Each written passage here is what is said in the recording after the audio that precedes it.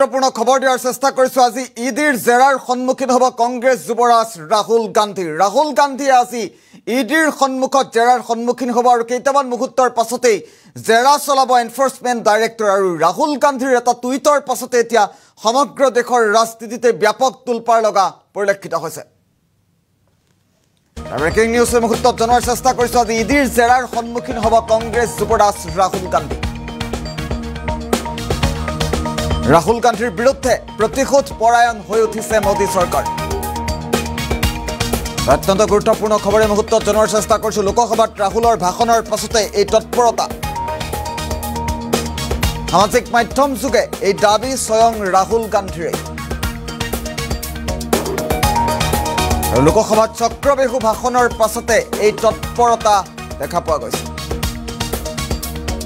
ইডিৰ সূত্ৰৰ পৰা ৰাহুল গান্ধীয়ে এই তথ্য লাভ কৰাৰ দাবী উত্থাপন কৰিছে আৰু তাৰ পাছত দেশৰ ৰাজনীতিতেই সামাজিক মাধ্যমত ৰাহুলৰ এই দাবীৰ পাছতেই দেশৰ ৰাজনীতি এক প্ৰকাৰ উত্তাল হৈ পৰা পৰিলক্ষিত হৈছে।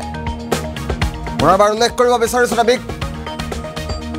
Big news. আজি ইডিৰ জেৰাৰ সন্মুখীন হ'ব কংগ্ৰেছ যুৱৰাজ ৰাহুল গান্ধী।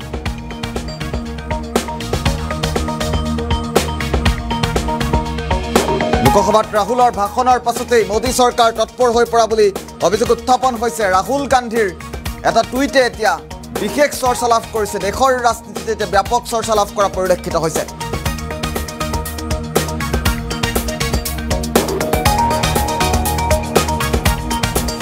আমি ৰাহুল গান্ধীৰ সেই বিশেষ টুইটৰ মুহূৰ্তত দেখুওৱাৰ চেষ্টা কৰিছোঁ। লোকসভাত ৰাহুলৰ ভাষণৰ পাছতে এই তৎপৰতা।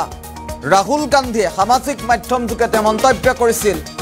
সামাজিক মাধ্যম যোগে এই দাবী স্বয়ং ৰাহুল গান্ধীয়ে কৰিছে। লোকসভাত চক্ৰবেহু ভাষণৰ পাছতে এই তৎপৰতা দেখা পোৱা গৈছে। পুনৰবাৰ উল্লেখ কৰাৰ চেষ্টা কৰিছো, ইডিৰ সূত্ৰৰ পৰা ৰাহুল গান্ধীয়ে এই তথ্য লাভ কৰাৰ দাবী উত্থাপন হৈছিল। ৰাহুল গান্ধীৰ এই টুইটটো এতিয়া